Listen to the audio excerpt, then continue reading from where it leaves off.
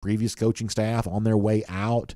I think this is a little bit of a messy situation for UAB team, which on paper is obviously better than Miami of Ohio. But I think you're left to wonder what the level of motivation is for the Blazers kind of right before they begin a new era with Jay Cutler coming in as head coach. I'd be real careful here. Chris Felica, the Bear from ESPN, or I guess now at Fox Sports, used to be of ESPN, he had a couple of interesting notes. Miami of Ohio is out of the Mid-American Conference. The MAC's been pretty bad in bowl games for a long time. Actually, the last couple of years they've been a little bit better. So I believe, is it the Red Hawks? Is that what Miami of Ohio is? I believe the Red Hawks of Miami of Ohio might rise to the level of being a little bit of a play for me. UTSA and Troy is it's the Duluth Trading Cure Bowl. Did you know? I believe I'm right about this. This is the only the only bowl game this year that features conference championship winners pitted against each other. I believe I'm right about that. This is the only matchup of conference champs in all of bowl season. It takes place in Orlando also today. Tomorrow you've got Cincinnati and Louisville playing at Fenway Park. I like football games that take place in weird places, and Fenway Park is obviously a pretty weird place. You've got both teams on the same sideline, but you've also got the weirdness here of the fact that Scott Satterfield's actually leaving Louisville to take on the Cincinnati job at the end of this year. And now you've got Cincinnati and Louisville playing against each other. Obviously, Luke Fickell's moved on to Wisconsin. So this is sort of the Scott Satterfield Bowl, and the fact that his old team is playing his new team. What a strange scenario that is. You've got Jackson State and North Carolina Central in the Celebration Bowl. How about tomorrow? You've also got Florida and Oregon State in the Las Vegas Bowl. Now, let me tell you this. Checking our friends at MyBookie right now, Florida is a 10-point underdog to Oregon State. Now, we understand why Anthony Richards not playing this game. You got a million other opt-outs for Florida, and Oregon State's actually been pretty good this year. Here's what I'm going to tell you. If you're Florida, you better be very, very careful. You cannot get blown out by Oregon State. And here's what I'm going to tell you. This game takes place in Las Vegas. For a long time, Pac-12 teams have been saying, hey, we want a shot to play an SEC team in the Pacific time zone, because they sort of feel like that a lot of their matchups against the SEC are always like Oregon coming to play Georgia and Atlanta, one of those deals where they have to travel from west to east to get here to take on the SEC team. And one of the battle cries out there for a while, and this may not be accurate, but this is what they say, that, hey, we want to play an SEC team in the Pacific time zone. In fact, in future years, Las Vegas is going to become a little bit of a neutral site, week one type situation, much like, say, Dallas and Orlando and Charlotte and Atlanta, like those week one non-conference neutral site games. Las Vegas is going to start trying to be a bit more of a location for those kinds of games, and the Pac-12 welcomes this because they want to play SEC teams on the West Coast, and that's going to give them a chance to do some of that from time to time. So Oregon State gets to do what Pac-12 teams have said for a while they want to do, which is play an SEC team in the Pacific time zone. So Oregon State's probably motivated for this. They're also they're a pretty good team. I have no idea what kind of opt-out situation they're dealing with, but during the year they were really very good, and they're a 10-point favorite here against Florida. You understand why all that is, because of what Florida doesn't have, but you're also an SEC team. Your backup's supposed to be pretty good. So if your number twos, number threes, if your second and third string guys, if your depth goes to Las Vegas and gets embarrassed by Oregon State, that's not good for Billy Napier, especially when this 2023 class thus far is not exactly the breakout class he hoped it might be. I mean, it's one thing to have belief, Billy Napier's building something at Florida, but at some point in time, you have to give some sort of tangible proof to justify that belief, and nobody really cares about the Las Vegas Bowl for the most part. But you can't go out there and lose in embarrassing fashion. You can't go out there and get blown out. And to stare at a double-digit point spread, I think that could be pretty interesting. So we may all be Beavers fans here this weekend as it relates to Florida, because I would love nothing more than to laugh at their misery. A couple of others really quickly. You got the Jimmy Kimmel Bowl? Oh, I'm not sure about that. It's Washington State at Fresno State. You got Rice and Southern Miss in the Lending Tree Bowl. This is not a bad game. New Mexico Bowl between SMU and BYU. Another one of those deals where kind of a cool location for the game. I think that's kind of fun between SMU and BYU. You've seen the point total dramatically drop in that game because of some opt-outs. Also, BYU's dealing with an injury to its quarterback. This was like a point total in the 70s at one point in time. I think we've lost about a touchdown off that total over the course of the last little bit. And then let's get to Monday here, where you got Marshall and UConn in the Myrtle Beach Bowl. Another kind of fun location for a game. That's 2:30 on Monday. I'll tell you this, too. You look at the spread on this game from our friends at MyBookie. You have got Marshall as also a 10-point favorite against UConn. Obviously, a lot of the plays in bowl games kind of come down to what is your assumption on motivation. Here's my assumption. UConn even making a bowl game was a very big deal. This was a team that on paper to begin the year with Jim Moore Jr. as coach was sort of viewed to be one of the worst teams in the country. They have clearly exceeded their expectation on that. Doesn't that sort of feel like a team that may have hung a mission accomplished banner? I mean, doesn't that sort of feel like mission accomplished has been kind of hanging in the rafters there in Storrs, Connecticut here, and getting out of a Connecticut winter, coming down to Myrtle Beach? Does that feel like a team that wants to play a football game, or does that feel like a team that wants to enjoy the Miracle Mile? To me, it sort of feels more latter than former there on that. For Charles Huff and Marshall, that's a little bit more of a real team. They beat Notre Dame a little earlier this year. That's why they're obviously favored in a game like this.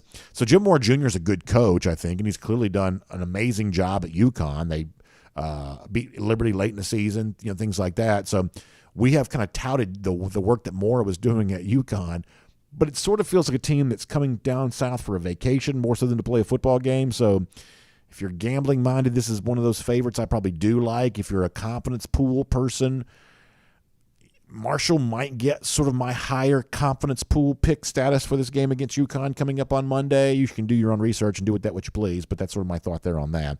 Bowl season getting underway will make that cruise around the SEC, courtesy of Royal Caribbean. And by the way, speaking of those point spreads from MyBookie, whether it be Florida's a big dog or Marshall's a big favorite or whatever else, anything in between on all of that, if you want to get some action down in bowl games, let's face it, I'm sort of grasping at straws and kind of just trying to grab whatever I can in terms of what's going to happen in some of these bowl games. Some of you know far more about it than I do. And if you do, you can put your money where your mouth is right now with our friends at MyBookie. In fact, when you use the promo code DawgNation, you're actually going to get your first deposit matched up to $1,000. Here's what that means. You put in $400 into your account, MyBookie's also going to put $400 into your account. So you have like $800 in your account before you even win your first bet. That's what we say when it comes to our friends at MyBookie, that it's winning season right now at MyBookie. You're a winner before you place your first bet. Then after that, you play, you win, you get paid. What a fun time to be getting action down on games with bowl season doing what it's doing, with the NFL playoffs kind of looming here and down the stretch in the regular season. You've got all of that going on right now at MyBookie. So here's what you do. Go to the internet, type MyBookie into your browser. The internet will then do the work for you.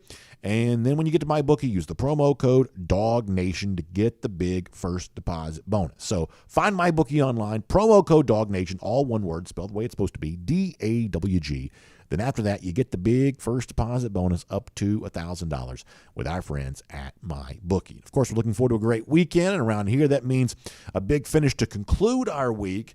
And, of course, for us, that also means our friends at the Finnish Long Drink. And not only do we love the Finnish Long Drink ourselves, we love it when you showcase how much you love our friends at the Finnish Long Drink, including our buddy Seth Rhodes, who shared this. Is really funny.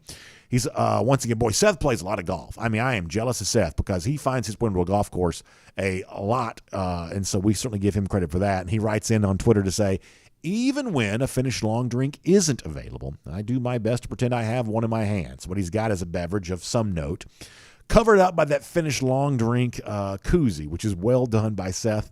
Good job. Seth O'Fett, as he's called on Twitter. So good stuff there by Seth Rhodes.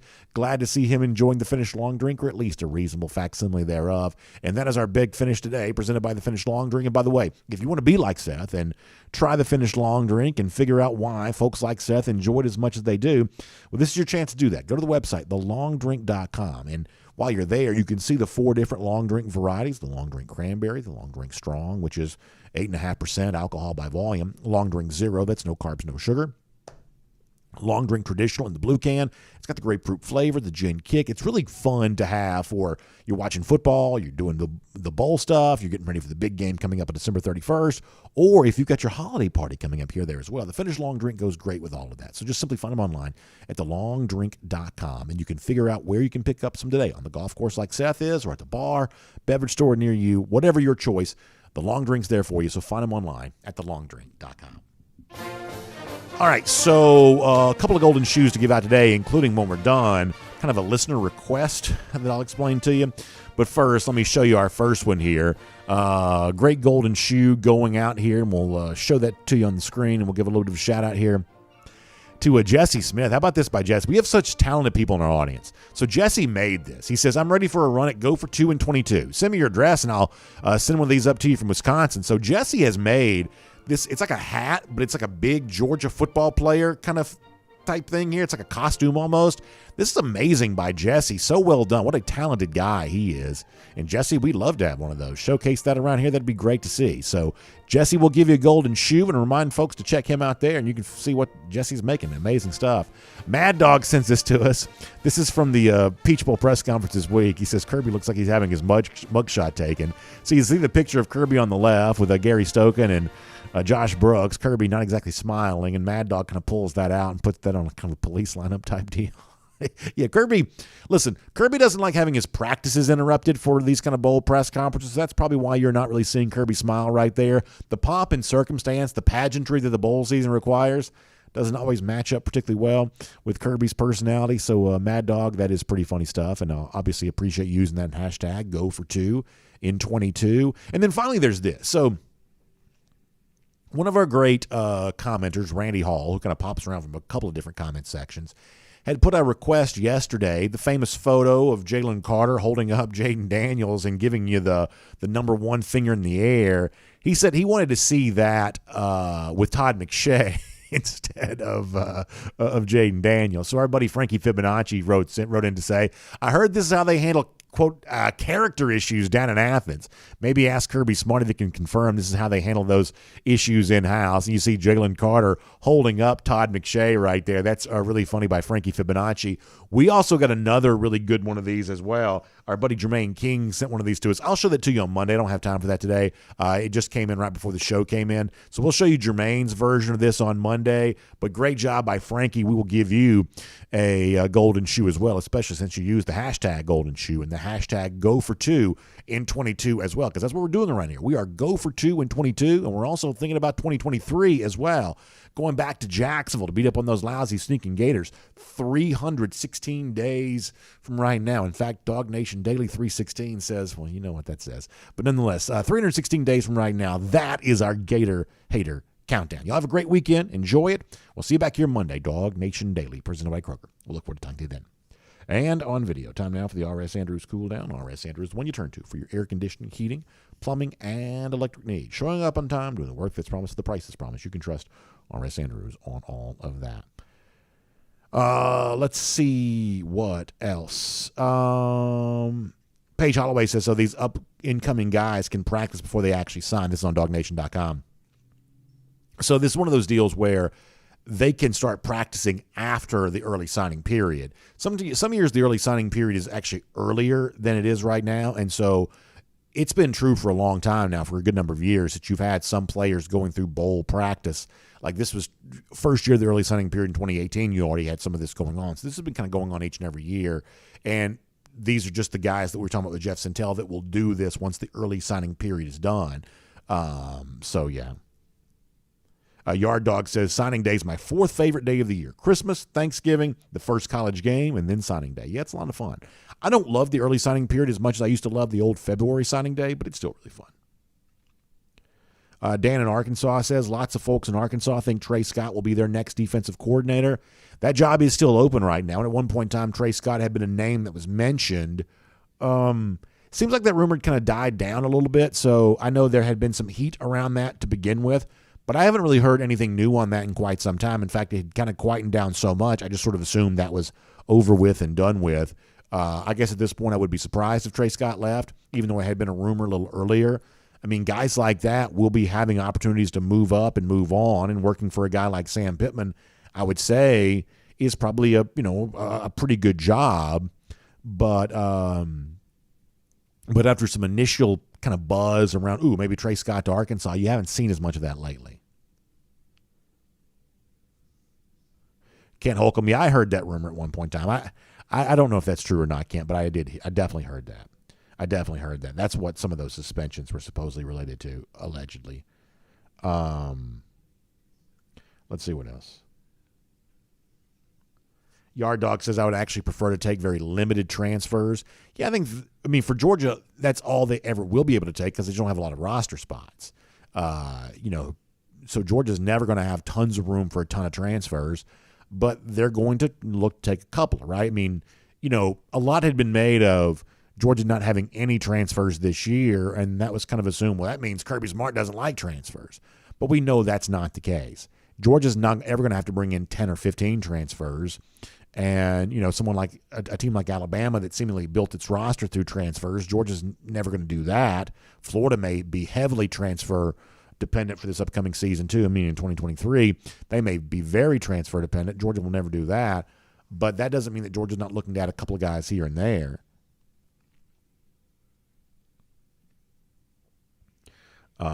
Let us see what else. DT says, I know a lot about betting. I must be well-read. Well, I read a lot. I don't know if that makes me well-read or not, but I do read a lot. And for whatever reason, like the betting world is something I'm very fascinated by. I would say it's more of a curiosity to me than anything else.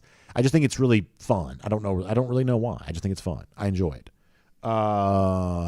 So let's go over to a YouTube for a moment over there. Especially for these bowl games where it seems like it's very hard to get a handle on some of these games, and yet there are some people out there that think they do have a handle on games that at first blush would appear to be very difficult to predict. I'm just kind of fascinated by that. I'm kind of a contrarian by nature, and contrarian thought process is definitely well served in kind of the gambling space, and so I like that.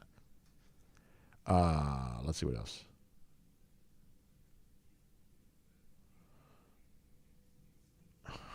Jonathan Aaron. Funny stuff from him. Let's see what else.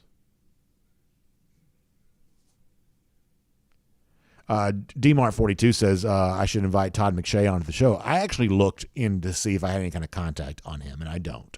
So I'm not saying I'm going to give up on this, but there are some people that I have some contact availability with, and there's some people that I don't. He is one that I apparently don't have much of an in on. So, I mean, just to be completely honest with you, I actually spent some time looking to see if I could, get in touch with him, and I don't quite have an in there. Some of these national types I do know, some of them that I don't, and he is one that I don't know at all. Let's see what else.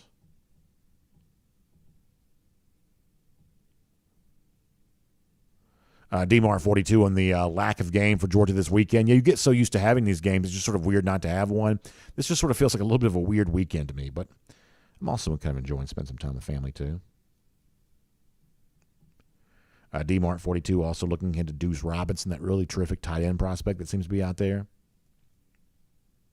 Paul Moon says signing day is one of the best days of the year. Now we have two of them, which is kind of a fun way to look at that.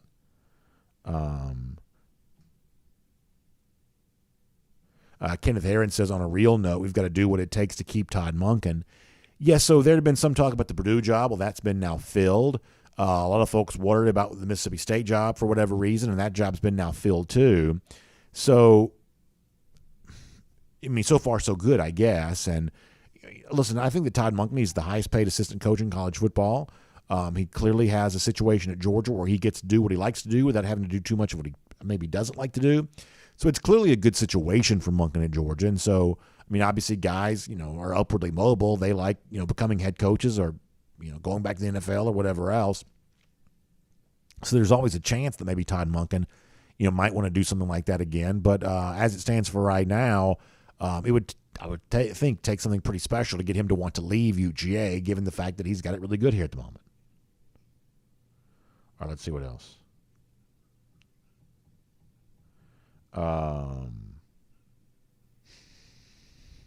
Kenneth Herron has a funny thing about Ohio State in here. Let's go. Brandon says, speaking of Ohio State, their best bet's to score in their chunk plays. Don't get a chunk play to the red zone. They'll be settling for field goals all day long. Yeah, no doubt that's probably one of the areas which they'd like to try to exploit Georgia is to, get those big explosive plays. And the honest truth is Ohio State's potent enough offensively that they probably will get a few of those. The key for Georgia is you just can't give up too many. And that's kind of what the game kind of comes down to, in my mind. Brian McPhail says, does Todd Monken go out and recruit? If not, I doubt he wants to be a head coach.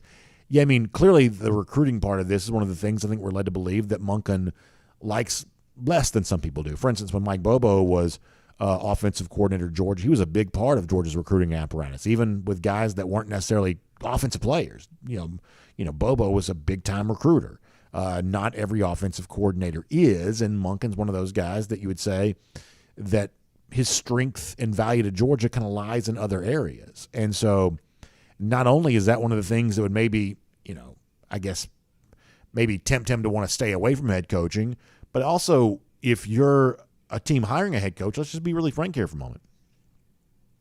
You want to win the press conference, and you want to win the press conference by being able to demonstrate just how much the new head coach really loves recruiting. And so I think that's one of the big questions that future head coach prospective employers will be asking him, Monken, well, how much do you embrace that part of the job? And for someone like Todd Monken, who's clearly great at calling plays, clearly great at orchestrating an offense, to be able to do that without having to worry too much about the recruiting part of this and, the kind of public face part of this, we have to step up and do press conferences all the time. That's probably a pretty good life. You would at least you would imagine.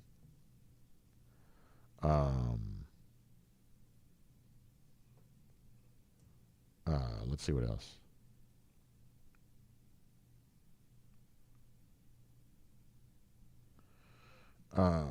Let's see what else. Paul Moon says, do we really have a shot at Dominic Lovett? That's the former Missouri wide receiver in the transfer portal. Seems like we put all of our eggs in Ra-Ra's basket, and also Cephas as well. So, I guess the guy that I feel like I know more about because of the fact that he's made a good bit of this public is Ra-Ra Thomas. It seems like there's a lot to like about Georgia's chances with Ra-Ra, just given what's been out there on that. I guess there's some thought that Ra-Ra may visit Auburn. Is that right? Has there been some chatter about that? In the case of Lovett, I probably know less about the connection between he and Georgia, but if he's on campus and he's taking that visit, clearly there's a shot here. And I could see a scenario where Georgia's looking to take a couple of transfer wide receivers. So you would say that he's the possible mix there on that.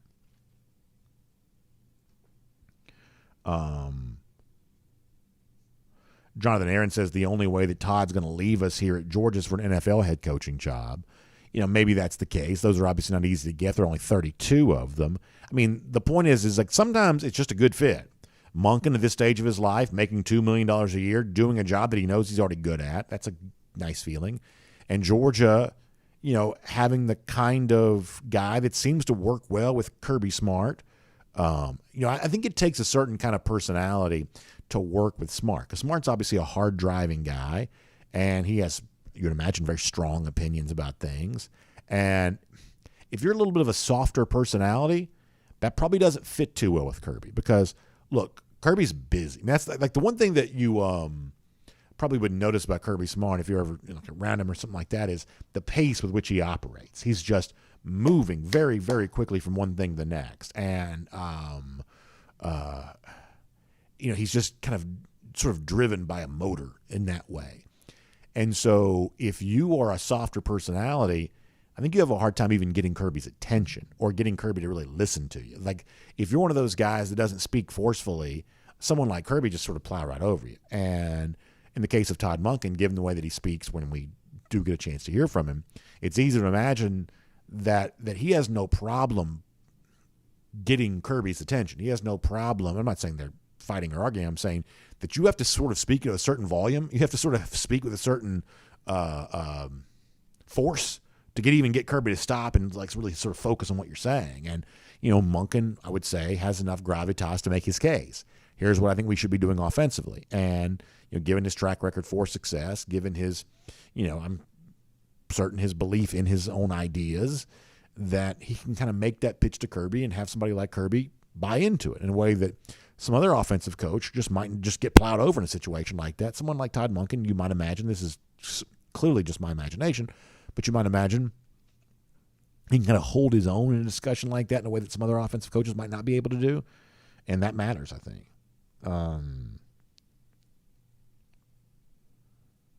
Let's see what else. B.A. Scargan says, I've noticed a different demeanor during the playoffs from Georgia. They send more heat on defense during these games. Yeah, listen, when you use B.A. Scargan phrase here, when you send heat, there's obviously a downside risk to that. There's no such thing as a free lunch, right? When you get more aggressive on the front end of your defense, you put strain and pressure on the back end. And so, therefore, if you do that a lot, then over the course of time, that can cause you problems. And against a lot of the teams that Georgia's played this year, they haven't really felt the need to do that.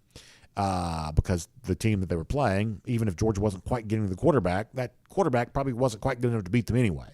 Well, against Hendon Hooker, we saw a very different kind of Georgia defense. And against C.J. Stroud, you're led to believe if this is ever a time to come after a quarterback, to give yourself a chance here, this is one of those times to pull that out. So I do believe you'll see the kind of demeanor that B.A.'s Cardigan described there. I do believe you're likely to see that in this game.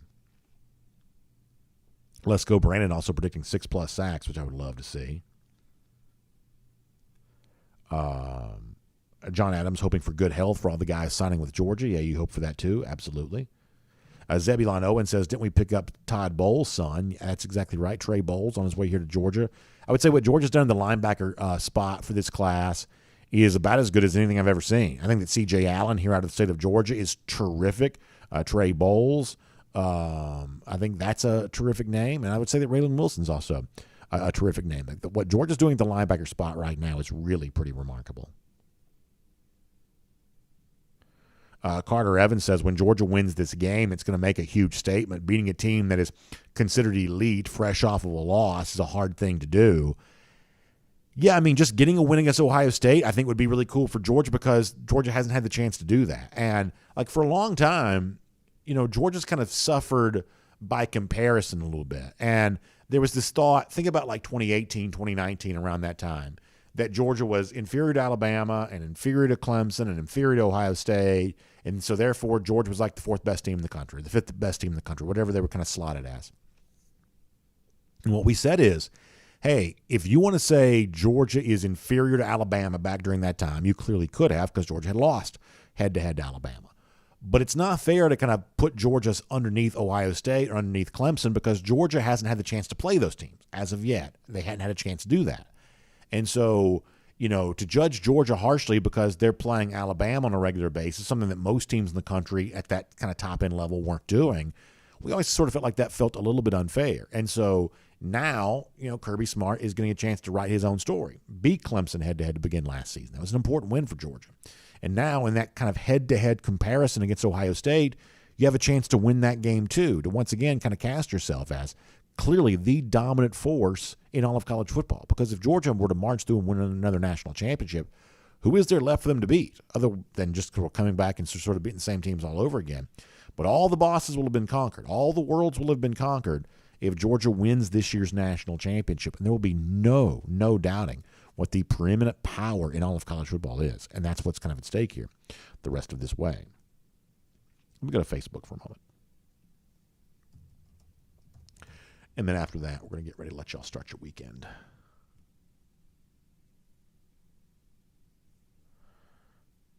On Facebook, on a Friday. Here we go.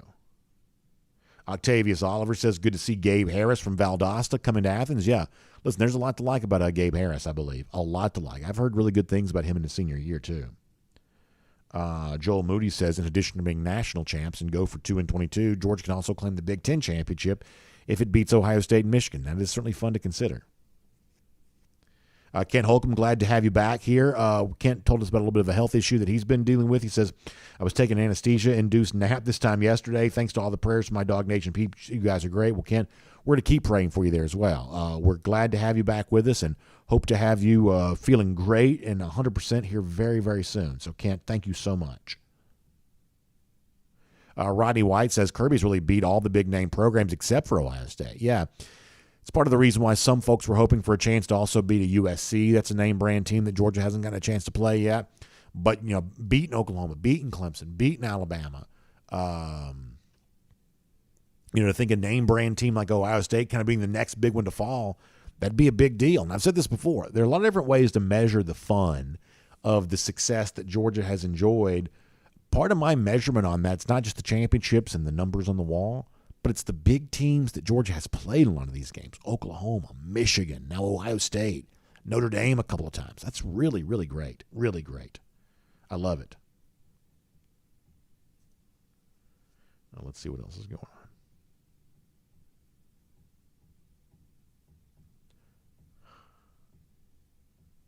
Scrolling back up here through Facebook to see what I can find.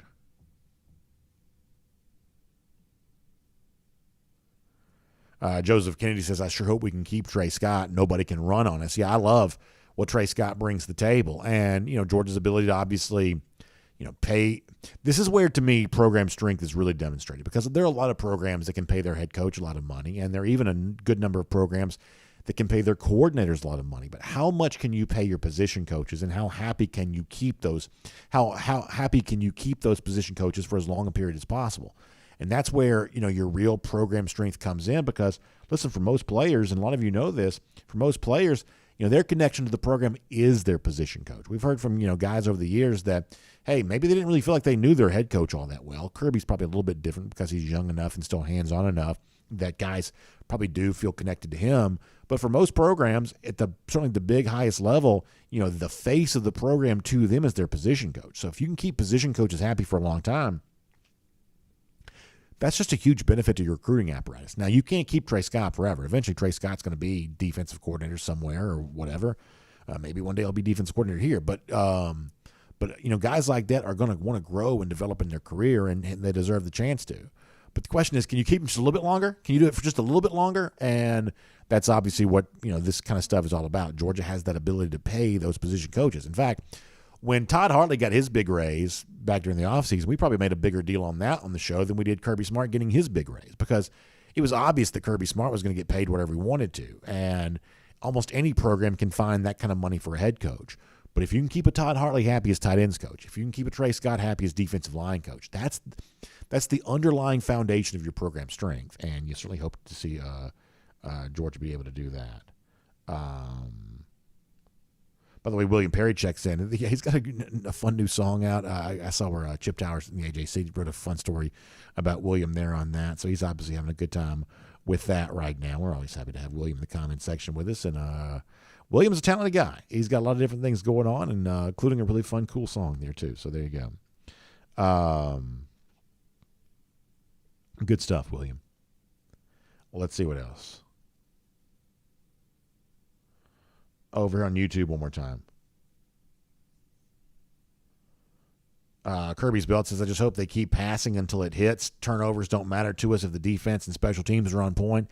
Yeah, I mean, obviously you'd love to benefit from turnovers, and that'd be a great thing.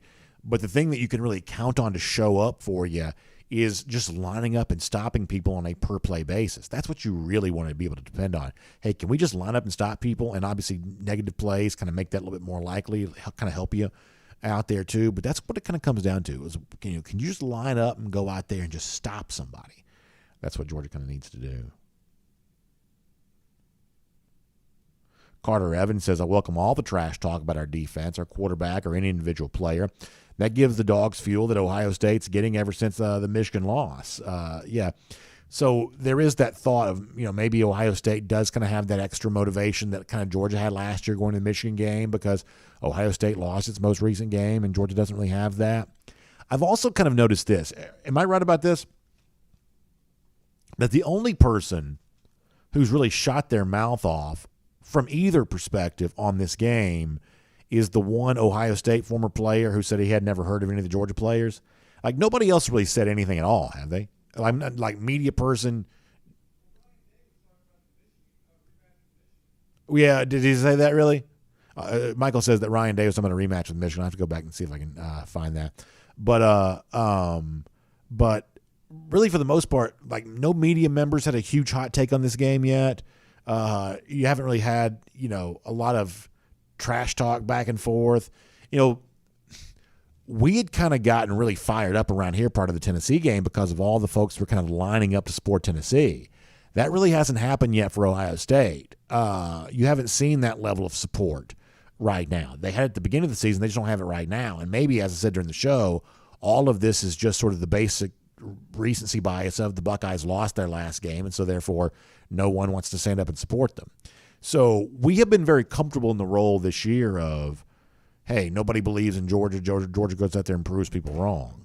But other than the one Dylan Lee dude that no one has ever even heard of, 2014 is a long time ago, you haven't really gotten a lot of that yet. So I don't know if there will be big opinions that come in on these games. We're obviously still a good ways away from the game, but there hasn't been a lot of hot take fodder on this as of yet. Maybe that's about to come, but it hasn't necessarily come as of yet.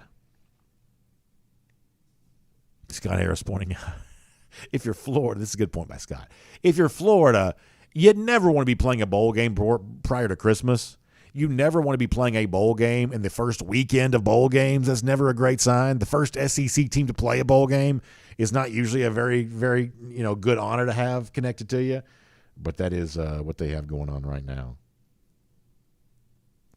Paul Moon says, I'll take consistent pressure over a huge sack number, or both would be nice. I know people debate this. To me, Paul, this has always been kind of one of those things that if your pressure rate is high enough, your sack total is going to be just fine. Like every now and then you have a little bit of a misnomer on that. Like, for instance, do you remember that one big sack year that Vic beat? For those of you that care about the Falcons at all, was it 2016? The one like really big sack year Beasley had for the Falcons. Some of like the Football Outsider types and the analytics types were like very, very, very out in front of this at the time, saying that Beasley had a very high sack total coming on a very low pressure rate and was likely never to repeat itself ever again. And that's exactly what happened. So every now and then you may have a sack rate that is out of balance compared to the overall pressure rate. But for the most part, that's not going to be the case. So, in the seemingly ongoing debate that happens in some corners of the Georgia internet, dog Twitter, whatever you want to call it, of would you rather have consistent pressure or more sacks? I believe, mathematically speaking, as someone who tries to follow this as closely as it possibly can, that if your pass pressure rate is high enough, your sack total is going to be just fine. And if your sack total is very high, then your pass pressure rate is probably not what you think it is, or at least not as good as it could be. So that's my general thought on that. All right, final words, and we got to go. Back to DawgNation.com. DT says no grown man says fun more than I do. Listen, I like to have fun. This is what this is supposed to be. That's what it all comes down to for me. And I've said before, to me, you can sort of judge everything on that. If it feels like fun, then it's probably successful. And if it doesn't feel fun, then it's something probably went wrong. And so life is short, man. You got to try to have as much fun as you possibly can. You really, really do. What else? Dan in Arkansas on the subject of James Smith and Quay Russaw. I don't really quite think those chickens are coming home to roost for Georgia right now. I don't think, if I had to guess. Randy Hall pointing out that ATM, is what folks are now calling Texas A&M, leads the SEC in portal entries, and those lousy stinking Gators are second. Yeah, Florida can't even finish first in that. They haven't even invented a category that Florida can be first in. They don't even have the first most portal entries right now, so that's very funny. But yeah, I mean, right now, everybody in the SEC's got at least 6, I think, except for Georgia's only got 1. So yeah. So this is Ryan Day. He says, this is the quote that Michael was telling you about before. He says, you don't want to get ahead of yourself, but that would be unbelievable to get a rematch with Michigan in the championship game. It would be historic to have that opportunity to say we haven't thought about that yet. Of course we have. Everybody's thought about that. That's an interesting quote. Now, that is not what Kirby Smart would say. Kirby Smart would not say that. I don't know that rise the level of trash talk, nor do I think that rise the level of bulletin board material, but that is a sloppy quote, because let me tell you why it's sloppy. It's sloppy because it makes it seem like you are looking past Georgia. What if TCU beats Michigan? So let's say that Ohio State beats Georgia, and which is a big assumption, but let's just say for the sake of conversation it does, and then TCU beats Michigan. All of a sudden now you make it seem like your players have been thinking about a different opponent than one they're actually facing for the national championship. So that quote that was shared with me, which I had not seen, I don't know that that's like an unpardonable sin necessarily, but it is a little bit of a sloppy thing for a coach to say. It is. That's a sloppy thing for a coach to say. So, yeah, that's pretty interesting. I had not seen that. Herb Hamilton says that you're hearing even less right now about Michigan and TCU. Yeah, I think a lot of this is just, we're just kind of, there is a very dark, dead period after the championship games, prior to early signing period, and still well ahead of the bowl game. Like right now, Georgia and Ohio State are both, I mean, they are behind closed doors. The Peach Bowl kind of coaxed them out this week for a little bit of a press conference, which I don't think either coach really enjoyed doing. Visually, you could sort of tell Kirby Smart wasn't happy about it. And I was actually a little bit surprised they even did that. So part of the reason why it's so quiet around these games is because the teams themselves have kind of gone quiet. I mean, they're honestly trying to get ready for the signing day, so they're just not doing a ton right now. So eventually we're going to start hearing more. But it's also kind of the weird thing about the way the college football calendar sort of works is that as you get closer to the end of the season, you also kind of bump up against Christmas and things like that. And so even though we're getting ready for the biggest games, the eyeballs of the casual fan, the eyeballs of kind of the ESPN, FS1 sort of sporting world are kind of on other things right now. So the real heat around these playoff games has not taken place as of yet. It is a good point. We have not heard much out of Michigan TCU as of yet. I can honestly say I don't know what to expect from that game. I can honestly say I don't have a strong opinion on that game. It won't stop me from making a pick, but I don't have a strong opinion as of yet. All right, let's get ready to go. Crow King 123 says Georgia isn't going to be caught sleeping in this game. We don't get the same media credit that Bama does yet. Biggest headline for us is how our best player has, quote, character concerns. Oh, can you imagine? I mean, Jalen Carter is already kind of a nasty dude. Can you imagine how edgy he's going to be to go out there and show what his character concerns actually are for this Peach Bowl?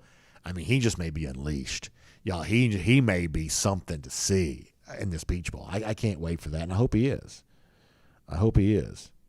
And I also agree with Crow King and Cassie Turner's talking about this too.